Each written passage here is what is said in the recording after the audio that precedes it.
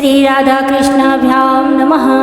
श्रीमद्भागवत महापुराण प्रथम स्कंद अथ सप्तदशो अध्याय।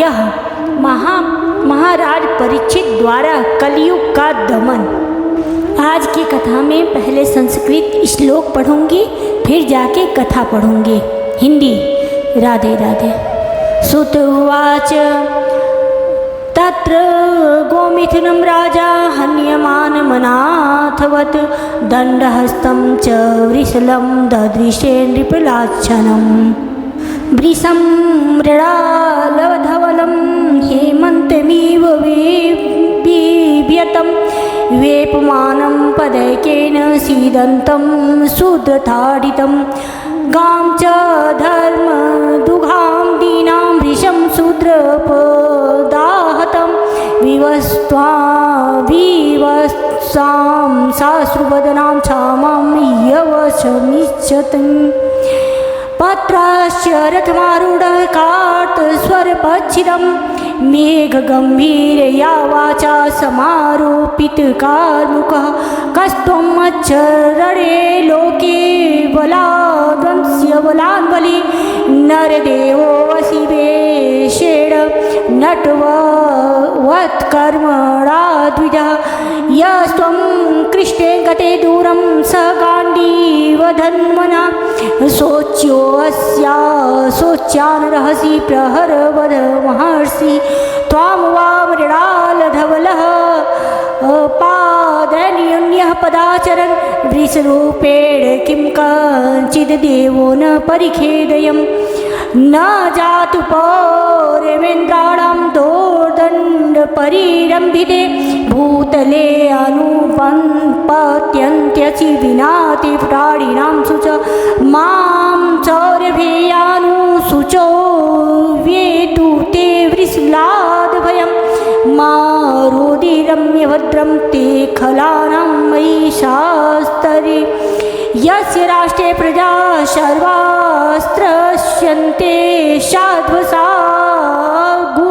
साधुभिः तस्य मतस्य नश्यन्ति कीर्तिरायुर्भर्गो गति एवं राज्ञां परो धर्मः हार्ता नामार्ति निग्रहः अतएव यत् येनं वदिष्यामि भूतद्रुवं सत्तमं को आवृच्छत तव पादां सौरभेद भेय च श्रीपद मा भूत्वा स्वदिशा राष्ट्रे राज्ञां कृष्णानुवर्तिनाम् आख्याय विषभद्रं वा साधूनां कृतागशाम् आत्मवैरूप्यकर्तारं पार्थानं कृतिदूषणं जनेनागस्यं युजन सर्वतोऽस्य च मद्भयं साधूनां भद्रमेव स्याद् साधु दमने कृते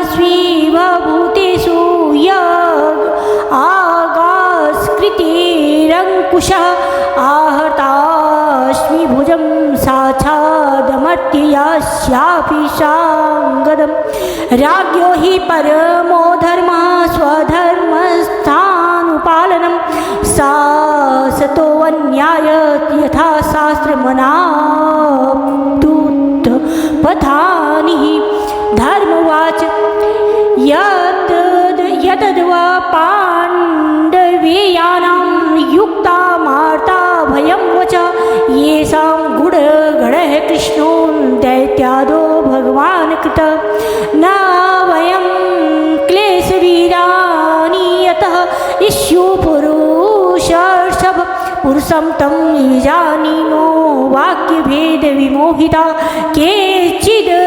विकल्पवशना आहुरात्मानमात्मनः दैवमन्ये परे कर्म स्वभावं परे प्रभु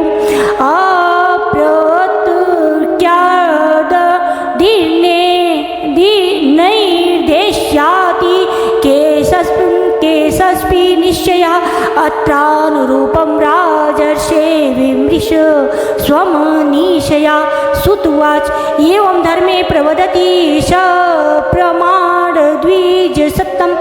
समाहितेन मनसा विखेदः पर्यचष्टतम्। राजोवाच धर्मब्रवीषि धर्मज्ञ धर्मोऽसि वृषरूपधृक् यद् धर्मकृतः स्थानं सूचकस्यापि तद्भवेत्। अथवा देवमायानां नूनं गतिर्गोचरा चेतसो वचश्चापि भूतानामिति निश्चयः। तस्य शौचं दया सत्यमिति पादा कृते कृता अधर्मो शस्त्रोयो भग्नास्य सम्यसङ्गमदैस्त्वम्।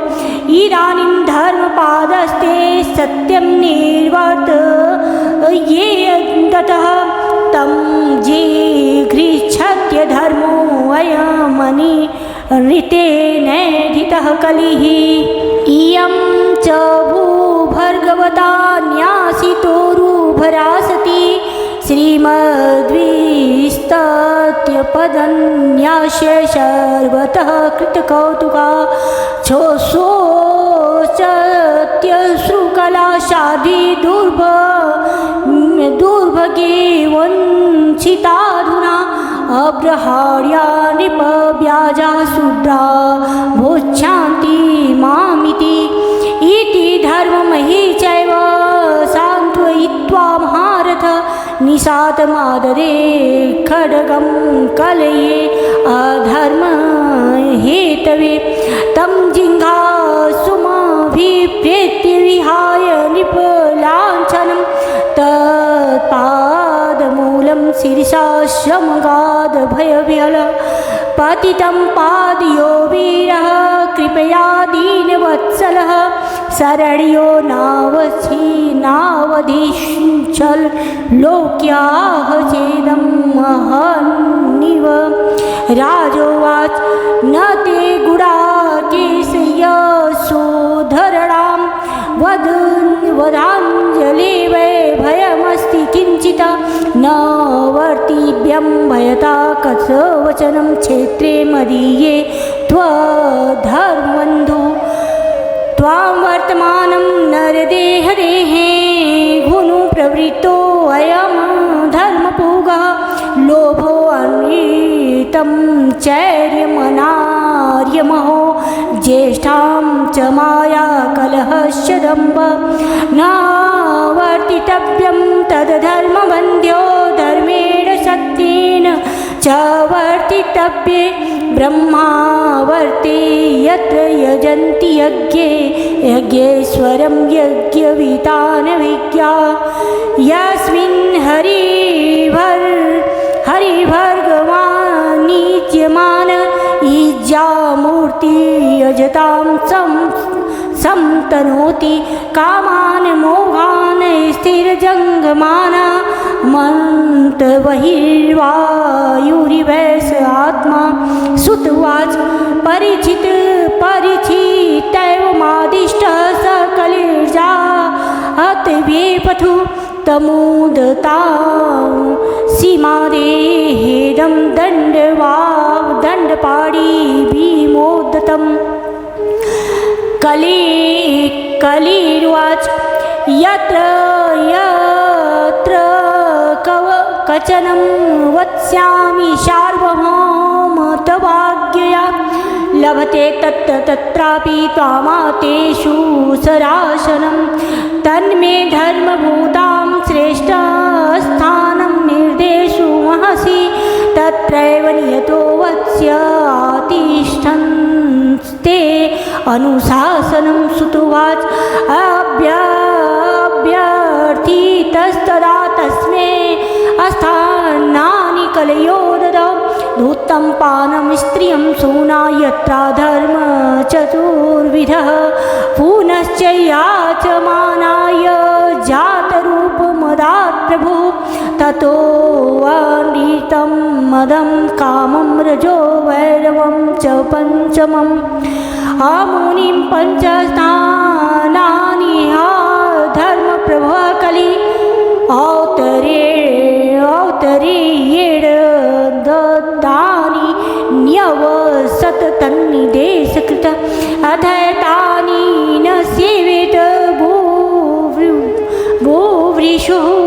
सह कचित् विशेषतो धर्मशीलो राजा लोकपति गुरु विरशस्य नष्टां स्त्रीं पादान् तपः शौचं दयामिति प्रतिसन्दध आश्वास्य मही च समवर्धयत् स एव एतः ध्यास्त आसनं पार्थिवोचितं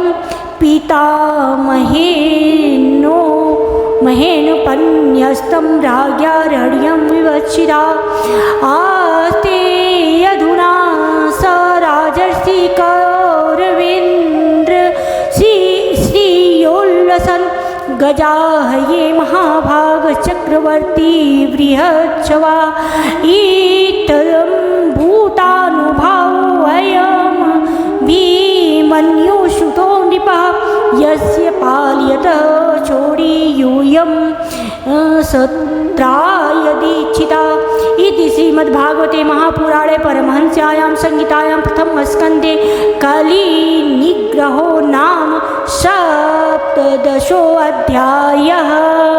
अब इस श्लोक का अर्थ सुनिए। सुत जी कहते हैं, सौनक जी वहाँ पहुंचकर राजा परीक्षित ने देखा कि एक राजवेशधारी शूद्र हाथ में डंडा लिए हुए हैं और गाय बैल के एक जोड़े को इस तरह पीटता जा रहा है जैसे उनका कोई स्वामी ही न हो। वह कमल तंतु के समान श्वेत रंग का बैल एक पैर से खड़ा काँप रहा था तथा शूद्र की ताड़ना से पीड़ित और भयभीत होकर मूत्र त्याग कर रहा था। धर्मोपयोगी दूध घी आदि हविष्य पदार्थों को देने वाली वह गाय भी बार बार शूद्र के पैरों की ठोकरें खाकर अत्यंत दीन हो रही थी। एक तो वह स्वयं ही दुबली पतली थी, दूसरे उसका बछड़ा भी उसके पास नहीं था। उसे भूख लगी हुई थी और उसकी आंखों से आंसू बहते जा रहे थे। स्वर्ण जटित रथ पर चढ़े हुए राजा परीक्षित ने अपना धनुष चढ़ाकर मेघ के समान गंभीर वाणी से उसको ललकारा, अरे तू कौन है जो बलवान होकर भी मेरे राज्य के इन दुर्बल प्राणियों को बलपूर्वक मार रहा है? तूने नट की भांति भेष तो राजा का सा बना रखा है, परंतु कर्म से तू शूद्र जान पड़ता है। हमारे दादा अर्जुन के साथ भगवान श्री कृष्ण के परम धाम पधार जाने पर इस प्रकार निर्जन स्थान में निरपराधों पर प्रहार करने वाला तू अपराधी है, अतः वध के योग्य है। उन्होंने धर्म से पूछा, कमल नाल के समान आपका श्वेत वर्ण है, 3 पैर न होने पर भी आप एक ही पैर से चलते फिरते हैं। यह देखकर मुझे बड़ा कष्ट हो रहा है। बतलाइए आप बैल के रूप में कौन देवता है? अभी यह भूमंडल कुरुवंशी नरपतियों के बाहुबल से सुरक्षित है। इसमें आपके सिवा और किसी भी प्राणी की आंखों में शोक के आंसू बहते मैंने नहीं देखा। धेनु पुत्र, अब आप शोक न करें, इस शूद्र से निर्भय हो जाए। गोमाता, मैं दुष्टों को दंड देने वाला हूँ, अब आप रोए नहीं, आपका कल्याण हो। देवी, जिस राजा के राज्य में दुष्टों के उपद्रव से सारी प्रजा त्रस्त रहती है, उस मतवाले राजा की कीर्ति, आयु, ऐश्वर्य और परलोक नष्ट हो जाता है। राजाओं का परम धर्म यही है कि वे दुखियों का दुख दूर करें। यह महादुष्ट और प्राणियों को पीड़ित करने वाला है, अतः मैं अभी इसे मार डालूंगा। सूर्यभिनंदन, आप तो 4 पैर वाले जीव हैं, आपके 3 पैर किसने काट डाले? श्री कृष्ण के अनुयायी राजाओं के राज्य में कभी कोई भी आपकी तरह दुखी न हो। वृषभ, आपका कल्याण हो। बताइए, आप जैसे निरपराध साधुओं का अंग भंग करके किस दुष्ट ने पांडवों की कीर्ति में कलंक लगाया है? जो किसी निरपराध प्राणी को सताता है, उसे चाहे वह कहीं भी रहे, मेरा भय अवश्य होगा। दुष्टों का दमन करने से साधुओं का कल्याण होता है। जो उद्दंड व्यक्ति निरपराध प्राणियों प्राणियों को दुख देता है, वह चाहे साक्षात देवता ही क्यों न हो, मैं उसकी बाजू बंद से विभूति भुजा को काट डालूंगा। बिना आपत्ति काल के मर्यादा का उल्लंघन करने वाले को शास्त्रानुसार दंड देते हुए अपने धर्म से स्थित लोगों का पालन करना राजाओं का परम धर्म है। धर्म ने कहा, राजन, आप महाराज पांडु के वंशज हैं, आपका इस प्रकार दुखियों को आश्वासन देना आपके योग्य ही है, क्योंकि आपके पूर्वजों के श्रेष्ठ गुणों ने भगवान श्री कृष्ण को उनका सारथी और दूत आदि बना दिया था।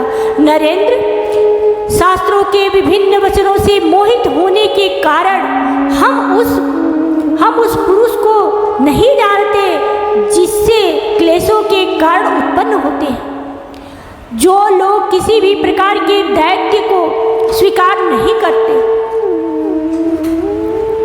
वे अपने आप को ही अपने दुख का कारण बतलाते हैं। कोई प्रारब्ध को कारण बतलाते हैं तो कोई कर्म को। कुछ लोग स्वभाव को तो कुछ लोग ईश्वर को दुख का कारण मानते हैं। किन्हीं का ऐसा भी निश्चय है कि दुख का कारण न तो तर्क के द्वारा जाना जा सकता है और न वाणी के द्वारा बतलाया जा सकता है। राजर्षि, अब इनमें कौन सा मत ठीक है, यह आप अपनी बुद्धि से ही विचार लीजिए। सुत जी कहते हैं, ऋषि श्रेष्ठ शौनक जी, धर्म का यह प्रवचन सुनकर सम्राट परीक्षित बहुत प्रसन्न हुए। उनका खेद मिट गया। उन्होंने शांति चित्त होकर उनसे कहा।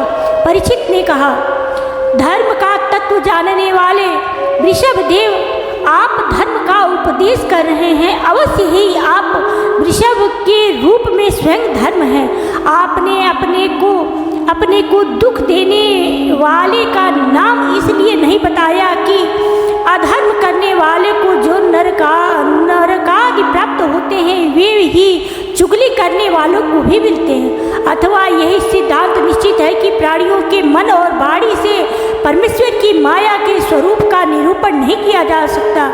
धर्मदेव सतयुग में आपके 4 चरण थे, तप, पवित्रता, दया और शक्ति। इस समय अधर्म के अंश, गर्व, आसक्ति और मद से 3 चरण नष्ट हो चुके हैं। अब आपका 4था चरण केवल सत्य ही बच रहा है। उसी के बल पर आप जी रहे हैं। असत्य से पुष्ट हुआ यह अधर्म रूप कलयुग उसे भी ग्रास कर लेना चाहता है। ये गौ माता साक्षात पृथ्वी है। भगवान ने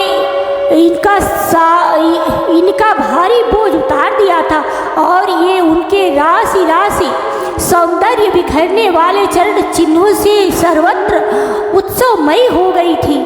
अब ये उनसे बिछुड़ गई हैं। ये साध्वी अभागिनी के समान नेत्रों में जल भरकर यह चिंता कर रही हैं कि अब राजा का स्वांग बनाकर ब्राह्मण द्रोही शूद्र मुझे भोगेंगे। महारथी परीक्षित ने इस प्रकार धर्म और पृथ्वी को सांत्वना दी। फिर उन्होंने अधर्म के कारण रूप कलयुग को मारने के लिए तीक्ष्ण तलवार उठाई। कलयुग ताड़ गया कि ये तो अब मुझे मार ही डालना चाहते हैं। अतः झटपट उसने अपने राज चिन्ह उतार डाले और भय विहल होकर उनके चरणों में अपना सिर रख दिया। परीक्षित बड़े यशस्वी, दीनवत्सल और शरणागत रक्षक थे। उन्होंने जब कलयुग को अपने पैरों पर पड़े देखा तो कृपा करके उसको मारा नहीं, अपितु हंसते हुए से उससे कहा। परीक्षित बोले, जब तू हाथ जोड़कर शरण आ गया तब अर्जुन के यशस्वी वंश में उत्पन्न हुए किसी भी वीर से तुझे कोई भय नहीं है, परंतु तू अधर्म का सहायक है, इसलिए तुझे मेरे राज्य में बिल्कुल नहीं रहना चाहिए। तेरे राजाओं के शरीर में रहने से ही लोभ, झूठ, चोरी, दुष्टता, स्वधर्म त्याग, दरिद्रता, कपट, कलह, दंभ और दूसरे पापों की बढ़ती हो रही है। अतः अधर्म के साथ ही इन ब्रह्मावर्त में तू एक क्षण के लिए भी न ठहरना, क्योंकि यह धर्म और सत्य का निवास स्थान है। इस क्षेत्र में यज्ञ विधि के जानने वाले महात्मा यज्ञों के द्वारा यज्ञ पुरुष भगवान की आराधना करते रहते हैं। इस देश में भगवान श्री हरि यज्ञों के रूप में निवास करते हैं। यज्ञों के द्वारा उनकी पूजा होती है और वे यज्ञ करने वालों का कल्याण करते हैं। वे सर्वात्मा भगवान वायु की भांति समस्त चराचर जीवों के भीतर और बाहर एक रस स्थित रहते हुए उनकी कामनाओं को पूर्ण करते रहते हैं। सूत जी कहते हैं, परीक्षित जी, यह आज्ञा सुनकर कलियुग सिहर उठा। यमराज के समान मारने के लिए उद्धव हाथों में तलवार लिए हुए परीक्षित से वह बोला, कली ने बोला, सार्वभौम, आपकी आज्ञा से जहाँ कहीं भी मैं रहने का विचार करता हूँ वहीं देखता हूँ कि आप धनुष पर बाण चढ़ाए खड़े हैं। धार्मिक शिरोमणि, आप मुझे वह स्थान बतलाइए जहाँ मैं आपकी आज्ञा का पालन करता हुआ स्थिर होकर रह सकूं। सूत जी कहते हैं, कलयुग की प्रार्थना स्वीकार करके राजा परीक्षित ने उसे 4 स्थान दिए। धूत, मद्यपान, स्त्री संग और हिंसा। इन स्थानों में क्रमशः असत्य, मद, आसक्ति और निर्दयता, ये 4 प्रकार के अधर्म निवास करते हैं। उसने और भी स्थान मांगे। सब समर्थ परीक्षित ने उसे रहने के लिए एक और स्थान सुवर्ण धन दिया। इस प्रकार कलियुग के 5 स्थान हो गए। झूठ, मद, काम, बैर और रजोगुण। परीक्षित के दिए हुए इन्हीं 5 स्थानों में अधर्म का मूल कारण कली उनकी आज्ञाओं का पालन करता हुआ निवास करने लगा। इसलिए कल्याणकामी पुरुषों इस 5 स्थानों का सेवन कभी नहीं करना चाहिए। धार्मिक राजा प्रजा वर्ग के लौकिक नेता और धर्मोपदेश गुरुओं को तो बड़ी सावधानी से इसका त्याग करना चाहिए। राजा परीक्षित ने इसके बाद वृषभ रूप धर्म के 3 चरण तपस्या, शौच और दया जोड़ दिए और आश्वासन देकर पृथ्वी का संवर्धन किया। वे ही महाराज परीक्षित इस समय अपने राज सिंहासन पर जिसे उनके पितामह महाराज युधिष्ठिर ने वन में जाते समय उन्हें दिया था विराजमान है। वे परम यशस्वी सौभाग्यभाजन चक्रवर्ती सम्राट राजर्षि परीक्षित इस समय हस्तिनापुर में कौरव कुल की राज्य लक्ष्मी से शोभायमान है। अभिमन्यु नंदन राजा परीक्षित वास्तव में ऐसे ही प्रभावशाली हैं जिनके शासन काल में आप लोग इस दीर्घकालीन यज्ञ के लिए दीक्षित हुए हैं। अब कथा पूर्ण हो गया है। आप लोग पूरा श्रीमद् भागवत महापुराण का कथा सुनिएगा। एक श्लोक इसका बहुत ही महत्वपूर्ण होता है। पूरे जीवन में अगर एक बार भी श्लोक सुन लिया जाए तो बहुत ही अच्छा होता है। अपनी वाणी को मैं अभी ही विश्राम देती हूँ। राधे राधे।